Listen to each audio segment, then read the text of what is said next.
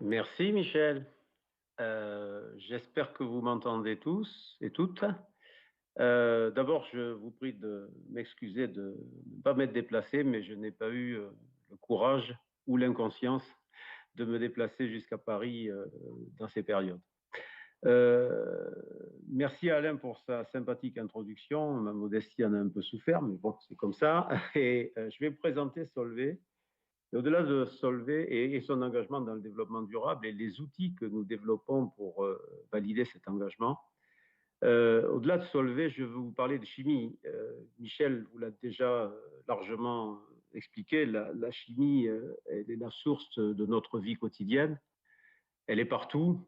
Et même si on en parle souvent lorsqu'il y a des problèmes liés à un produit chimique, je vais essayer de vous expliquer, vous démontrer que sans la chimie, la plupart de nos outils actuels, technologiques, n'existeraient pas. Alors, et donc on va le faire au travers de Solvay, mais vraiment mon discours traite de la chimie. Solvay, c'est une société de produits, de matériaux avancés et de produits de spécialité, avec justement un engagement très fort pour adresser les challenges de la société les majeurs. Vous avez ici un certain nombre de chiffres, je ne vais pas les détailler. Je note l'analogie avec L'Oréal, on a 21 centres de recherche également, mais également donc un engagement très fort sur la recherche et l'innovation. Un portefeuille de produits, vous allez le voir un peu plus tard, qui est très diversifié, comme la plupart des grands groupes de chimie, avec la volonté d'être dans les trois premières positions sur chacun de nos marchés, au moins pour la grande majorité de notre process. Solvay a été créé il y a 157 ans par Ernest Solvay, qui a effectivement ensuite, qui est un amoureux de la science, et cette importance de la science pour l'innovation reste dans les gènes de Solvay. Il y a eu effectivement, et il y a toujours les congrès de physique et de chimie Solvay qui permettent de travailler sur l'avenir de la science et de ses applications régulièrement. Donc, dans le transparent suivant, notre engagement sur la durabilité, il est réel, c'est-à-dire que Solvay souhaite contribuer à la société, évidemment en créant du business. On est une société industrielle et commerciale, donc il faut qu'on crée de la valeur, mais sans que ça soit au détriment du respect du climat, des ressources et du bien-être de la planète. Alors ça, c'est facile à écrire comme ça, mais c'est d'autant mieux si vous avez des objectifs et des objectifs chiffrés. On a donc 10 objectifs chiffrés sur le développement durable dans lequel Solvay s'est engagé avec des chiffres. Donc c'est aussi bien au niveau du climat, la réduction des émissions de gaz à effet de serre issues de nos procédés, ou une contribution par les technologies qu'on va mettre sur le marché à la réduction des gaz à effet de serre, s'affranchir évidemment du charbon dans nos productions d'énergie, aller vers des énergies, utilisation, dans nos, pardon, utilisation d'énergie, aller vers des énergies de plus en plus renouvelables, réduire la pression sur la biodiversité, travailler sur les bioressources, donc évidemment, et je vous en parlerai très en détail à la fin de l'exposé, travailler sur ces solutions de développement durable intégrées dans nos projets, travailler évidemment l'économie circulaire, pardon, utiliser le plus possible, en tout cas diminuer le plus possible notre utilisation d'eau ou la production de déchets industriels non valorisables. Donc, vous voyez, pour chacun, on a fixé des objectifs à 2030. On essaiera, enfin, on les atteindra, mais on espère même les dépasser. Et puis ensuite, sur la partie de la vie meilleure, c'est également se préoccuper de nos personnes, des gens qui travaillent pour nous, mais également de notre environnement. Donc, on a un certain nombre d'initiatives que vous voyez là, c'est-à-dire des initiatives dédiées à nos employés, c'est-à-dire leur assurer mondialement, puisqu'on est présent dans un grand nombre de pays, des bénéfices sociaux à minima. Travailler avec le dialogue, là aussi au niveau global, avec les syndicats en particulier, pour assurer les mêmes droits sociaux, les mêmes droits au travail pour tous les employés de Solvay, à tous les niveaux. Travailler donc la durabilité et le respect de l'environnement dans toutes nos décisions, avec cet engagement de faire en sorte que toute la partie, tout business qui ne serait pas respectueux de l'environnement ne sera pas conservé chez Solvay. Et puis donc l'économie circulaire, je vous en ai parlé, nous allons chercher à développer des solutions qui soient de plus en plus en lien avec cette économie circulaire. Et nous avons développé le partenariat avec la Fondation Ellen MacArthur, qui a créé cette fondation autour de l'économie circulaire, la réelle économie circulaire, c'est-à-dire intégrer la réutilisation, le recyclage des produits, pour éviter de taper toujours dans des ressources dont on sait qu'elles sont finies, qu'elles sont finies au sens qu'elles auront une fin. Donc, les business de Solvay et les business de la chimie, on les retrouve partout. Donc, j'ai mentionné ici électrification, allègement, l'efficacité des ressources, la digitalisation, l'électronique, les solutions respectueuses de l'environnement ou des solutions pour la santé. Le transparent suivant vous montre finalement, résume Solvay en un transparent. Et vous voyez ici qu'avec un certain nombre de technologies, donc ça passe des polymères de performance, des composites, des technologies d'extraction, des thermoplastiques, d'une chimie qu'on appelait de base, mais qui est de plus en plus sophistiquée, comme le carbonate de soude ou les peroxydes ou les silices, jusqu'à une chimie biosourcée dont Michel vous parlait tout à l'heure, pour des ingrédients de formulation. Vous voyez qu'avec ces technologies, on va servir un grand nombre de marchés à chaque fois en essayant d'amener un impact sur la performance, évidemment, mais également sur l'environnement. Donc, ça va être, on va adresser sur le côté gauche, vous voyez les batteries. On entend beaucoup parler de batteries et d'électrification. Ce n'est pas un système qui va se développer aussi simplement qu'on pourrait le penser, parce que la batterie, ça a un impact environnemental et il faut absolument diminuer cet impact environnemental. Donc, on travaille sur ces solutions. Quelles sont les possibilités que la chimie va offrir?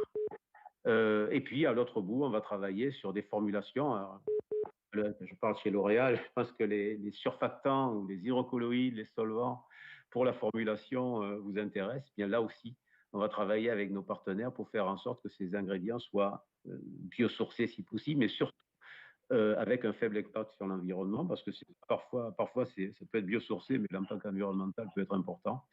Donc biosourcé, biodégradable, et également avec des processus respectueux de l'environnement. Et puis on va travailler également des technologies d'extraction minière qui sont, alors qu'on va exemplifier sur ce transparent-là, oui. Donc je vous donne ici ensuite quelques exemples. C'est le transparent suivant. Ouais. Sur le pétrole. Évidemment, aujourd'hui, on veut s'en affranchir le plus possible pour l'impact sur l'environnement, mais tant que les solutions biosourcées ou de recyclage ne sont pas développées, il faut bien utiliser le pétrole. Donc, la chimie permet de l'extraire d'une manière plus respectueuse de l'environnement, au sens de l'extraction, avec des surfactants, des mélanges de surfactants ou d'hydrocolloïdes. Mais on a également donc des additifs pour l'extraction des minerais, qui va devenir de plus en plus importante quand vous voyez le développement de l'électronique ou des batteries, justement, et la nécessité d'avoir des approvisionnements durables en cobalt ou en manganèse. Donc, on développe des outils d'extraction des métaux et de purification des métaux qui permettent d'éviter, là aussi, l'impact sur l'environnement avec moins de rejets. Si on passe, je ne vais pas développer toutes les solutions, mais si on passe au transparent, vous voyez qu'on travaille, et je pense que là aussi, ça vous intéresse particulièrement chez L'Oréal, sur tout ce qui est formulation. Donc là, c'est travailler les surfactants de demain, les hydrocolloïdes de demain, pour les applications de dispersants, modification des surfaces, contrôle de la rhéologie. Et là aussi, on travaille beaucoup. Aujourd'hui, beaucoup de surfactants ou de solvants sont issus du pétrole. On travaille beaucoup sur ces surfactants naturels ou les solvants naturels, parce que la solution de demain, bon, c'est un des enjeux majeurs dans la formulation, devra passer par ce respect de l'environnement. C'est pareil sur des matériaux pour les soins de la personne, et aussi sur l'agrochimie. Sur l'agrochimie, on travaille, ou l'agriculture, on va dire, on travaille beaucoup sur la formulation, un peu la même chose avec les mêmes méthodes ou la même connaissance en physico-chimie que celle qu'on développe pour les détergents ou les cosmétiques. C'est de travailler sur des systèmes d'encapsulation, de contrôle, de relargage contrôlé, qui permettent d'utiliser moins d'agents, insecticides, herbicides, tout ce qu'on veut, puisqu'aujourd'hui, les solutions alternatives ont du mal, se développent, mais plus lentement que prévu. Donc il faut travailler avec les systèmes actuels. Et la chimie permet de travailler avec, en ciblant mieux l'espèce active sur la plante ou en particulier en évitant que lorsqu'on pulvérise, les espèces rebondissent. Donc on travaille beaucoup la physico-chimie là aussi, la rhéologie des systèmes. Et puis on en a parlé, Michel vous en parlait, on travaille beaucoup les ingrédients naturels. Donc la vanilline aujourd'hui est très utilisée, mais 95% de la vanilline est fabriquée à partir de phénol issu du pétrole. Donc nous travaillons beaucoup sur les solutions à partir de plantes, mais il faut bien entendu développer les transformations adéquates. Alors là, je vous donne un exemple d'une application en agrochimie dans laquelle justement on a pu booster la génération, la croissance des plantes avec des solutions durables issues du guar, qui est une graine qui est cultivée de manière durable. Là aussi, on s'est associé avec un fabricant de guar qui travaille avec des procédés durables. Donc à partir de ce guar, on arrive à développer des solutions. Et bien sûr, tout ça est basé sur la science, parce qu'on ne trouve pas comme ça, du jour au lendemain, les éléments qui permettent de savoir comment des hydrocolloïdes, des polymères naturels, ont un impact sur l'écoulement de l'eau dans les sols secs. Et donc, il a fallu travailler à la fois la chimie et la physico-chimie. Sur le suivant, bon, l'innovation, je vais passer vite. J'ai déjà mentionné ça au départ. Simplement pour vous dire vous voyez les chiffres, mais surtout que le partenariat est très important. Le partenariat avec nos fournisseurs, le partenariat avec nos clients, le partenariat avec les startups. Vous voyez qu'on investit dans des startups, pas simplement pour faire des effets multiplicateurs, mais pour développer des technologies en partenariat. Et puis avec le monde académique, Alain le mentionnait, nous avons effectivement des unités mixtes avec le CNRS et des universités qui sont des vrais puits de créativité et de développement de la science qui sont extrêmement utiles pour le développement de nos projets. Ensuite, donc je vais vous parler d'SPM pour la deuxième partie de cet exposé, c'est-à-dire que quand on veut faire du développement durable et être impliqué et être un acteur majeur, il faut avoir des outils, il faut le mettre en œuvre réellement et avoir des outils. Donc vous voyez qu'aujourd'hui, grâce à cet outil que je vais vous présenter, on peut identifier que 53% des solutions que nous mettons sur le marché respectent l'environnement et respectent les critères du développement durable. On veut aller à 100%, évidemment, ça ne se fera pas du jour au lendemain, ne serait-ce que parce que tant qu'on n'est pas affranchi de la ressource pétrolière, pour un chimiste, c'est difficile, mais ça nous donne ces fameux objectifs et les éléments de validation. Sur le transparent suivant, et je vais passer, voilà quelques exemples des solutions durables, mais je vous en ai déjà parlé, donc que ce soit dans les batteries, dans les matériaux pour l'allègement, dans l'agrochimie ou dans la vanilline, nous développons ce type de solution. Alors comment on fait? On a des outils, et là je rends hommage à mon collègue Guy-Noël Sauvion, qui est la cheville ouvrière de ce qu'on fait en éco-design. Vous allez voir sur le transparent suivant, qu'est-ce que c'est? Finalement, lorsqu'on veut développer des solutions techniques, on décrit des spécifications d'un produit. Il y a voilà, et la fonction. Parce que on ne peut vendre un produit chimique que parce qu'on amène une fonction. Si on vend le produit au kilo, on aura toujours quelqu'un, ou à la tonne, on aura toujours un concurrent qui saura le faire à un moindre coût. Et entre le développement de cette fonction et pour qu'elle matche et la spécification du produit, nous avons intégré ces éléments d'évaluation environnementale par l'analyse du cycle de vie, ce qui était l'acronyme LCA, c'est l'analyse du cycle de vie qui permet de voir comment le produit va se comporter au cours de sa vie, mais de sa vie complète. Donc ça impacte un certain nombre de choses que vous avez dans le rectangle orange, c'est de réduire le nombre d'entrants dans la synthèse, donc de travailler sur des synthèses de plus en plus si possible stoichiométrique, avec le moins de coproduits. De réduire l'impact environnemental lors de la production, de la phase de production, lors du procédé, mais pas simplement. Il faut réduire également l'impact environnemental lorsqu'on est dans la phase d'utilisation. On peut avoir un très beau produit, un très beau procédé en termes de développement durable, et puis si ensuite l'impact du produit lorsqu'il est utilisé est négatif, ça ne sert à rien. Et donc, on va travailler aussi sur l'extension de la vie du produit, donc là aussi travailler sur la durabilité au sens de l'utilisation, et puis faire en sorte, et ça c'est relativement nouveau, que les produits soient designés pour être réutilisés ou pour être recyclés. Aujourd'hui, beaucoup de produits, et ça c'est tout le charme, ou en tout cas les enjeux de l'économie circulaire, beaucoup de produits ne sont pas designés pour être recyclés. Et donc le recyclage est difficile. Michel vous a parlé de Carbios, c'est un excellent exemple, mais il n'y a pas beaucoup de produits qu'on arrive à recycler aussi facilement. Et si on prend simplement les composites, aujourd'hui, en tout cas, il faut pouvoir les recycler, mais aussi les revaloriser. Et broyer des produits pour les mettre en additif dans du bitume, ce n'est pas forcément une très bonne valorisation. Donc, pour faire ça, on a développé cette analyse des cycles de vie.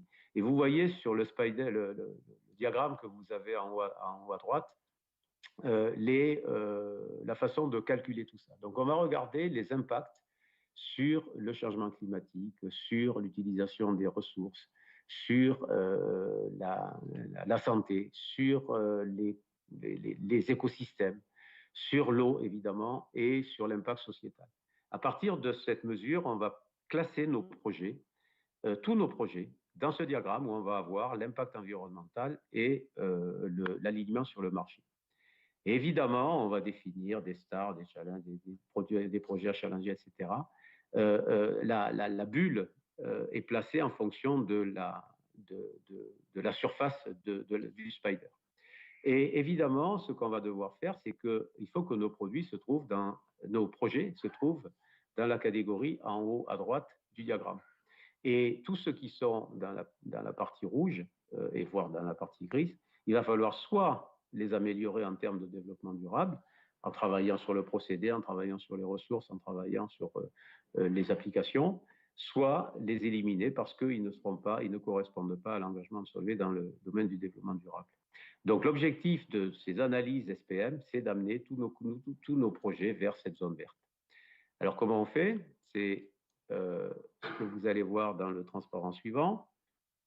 On a ce processus qu'on appelle donc Sustainable by Design, où on va donc faire un premier assessment SPM qui va donner un premier positionnement dans le diagramme. Évidemment, la surface de ce diagramme doit être la plus petite possible. À partir de là, avec toutes les parties prenantes, que ce soit les gens de business ou les gens de manufacturing, mais aussi la recherche, on va avoir on va avoir des sessions de brainstorming pour diminuer cette surface du spider. Et évidemment, il y a une sélection des options. À partir de là, on va travailler sur quels sont les bénéfices en durabilité, en respect de l'environnement et également la faisabilité technique. Donc, on va mettre ensemble les équipes de modélisation, les équipes de test, évidemment, les chimistes qui vont faire les produits, les laboratoires d'application qui vont tester les produits dans leur application, et puis évidemment, valider qu'on a un bon alignement avec le marché. Et puis on va trouver un nouveau spider. Alors le mauvais copier-coller fait que les deux spiders sont identiques sur ce transparent. Évidemment, on espère que le spider qui est à gauche, il aura une surface qui aura bien diminué. Et puis à partir de ça, on replace les projets dans notre diagramme et on continue de travailler sur l'amélioration jusqu'à que tous nos spiders aillent vers la zone verte. Donc voilà ce que ça donne. Et les leviers, ça va être justement faire mieux avec moins, utiliser des énergies renouvelables, recycler les matériaux, y compris travailler avec des produits biosourcés ou en tout cas respectueux de l'environnement. Limiter l'utilisation de matériaux toxiques, évidemment. Alors, pour cela, il faut connaître la toxicité des produits et souvent un produit dont la toxicité n'était pas forcément avérée peut le devenir. Donc, il faut suivre ça de très très près.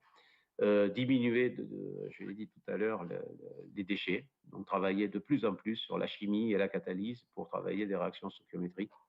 diminuer l'utilisation d'eau, les rejets d'eau, travailler sur la qualité de nos rejets, mais également par le fait qu'on a par exemple des membranes, développer des nouvelles technos pour l'utilisation, pour les unités de traitement des eaux usées. Et puis, enfin, sur la partie impact sociétaux, travailler donc avec nos employés, mais également avec les communautés, la Solvay Way, c'est-à-dire cette façon de voir les choses avec toujours l'environnement dans notre radar et dans notre collimateur. Donc, ce qui fait que nos projets, ils sont évalués économiquement. Évidemment, les projets doivent avoir une rentabilité, mais pas à n'importe quel prix en termes d'environnement. Et donc, il va falloir monétiser ces impacts de l'environnement, donc parce qu'on va justement travailler avec nos partenaires sur des solutions durables, sur des solutions dont on sait que lorsqu'elles seront mises sur le marché par nos partenaires, elles auront un impact bénéfique sur l'environnement. Et donc, comme vous le voyez ici, on va, pour chacun des projets, évaluer ces aspects économiques qui sont ce qu'on sait faire classiquement, mais également ces aspects impact sur l'environnement que l'analyse des cycles de vie permet d'évaluer. Alors, pour que ça marche, voilà, ce qu'on a identifié, pas tout seul, avec d'autres, c'est parce qu'on travaille encore une fois sur ces sujets-là, beaucoup en partenariat. J'ai mentionné mon ami Guy Noël-Sauvian, qui est vraiment la cheville ouvrière, mais il a travaillé énormément avec des laboratoires qui ont développé les méthodologies. C'est la maturité qu'on va avoir dans la compétence de l'analyse des cycles de vie. Ça, je vous l'ai dit, ça ne s'invente pas. Donc il faut que dans la société, il y ait des leaders, mais également que tous les ingénieurs, que tous les hommes de business soient formés à ça, sachent de quoi on parle lorsqu'on parle d'analyse de cycle de vie, parce que c'est clé pour le développement des technos et pour le développement des business. Que ça soit une priorité pour la compagnie, comme vous voyez, quand je parle au nom de Solvay, je ne parle pas au nom de Patrick Maestro, et c'est vraiment une volonté affichée au niveau de notre CEO, de nos propriétaires, la famille Solvay, et du COMEX, et ça c'est excessivement important, parce que s'il n'y a pas une appropriation par nos grands chefs de ce genre de choses, ça c'est beaucoup plus de mal à passer. Et donc justement ce support, cet engagement du management. Évidemment, ça implique de sortir des règles habituelles, parce qu'on est sur des domaines alors qui viennent de plus en plus, parce que maintenant on commence à avoir, y compris dans les enseignements universitaires, des enseignements autour du développement durable et sur ces méthodes. Donc ça vient de plus en plus chez nos jeunes, mais pour les anciens, c'est un peu plus difficile d'intégrer tout ça. Donc ça suppose des changements de culture. Et puis évidemment, ça suppose une grande interdisciplinarité dans la façon dont on gère nos projets, avec des rôles et responsabilités qui doivent représenter l'ensemble des compétences. Je vous ai parlé de recherche, je vous ai parlé de business, il y a la stratégie, et il y a évidemment, au centre de tout ça, l'impact environnemental des procédés et des produits que nous allons mettre sur le marché. Voilà ce que je voulais vous dire sur Solvay d'une part, sur la chimie et sur l'importance clé du développement durable et du respect de l'environnement. Et je laisse la parole à Alain pour animer les questions.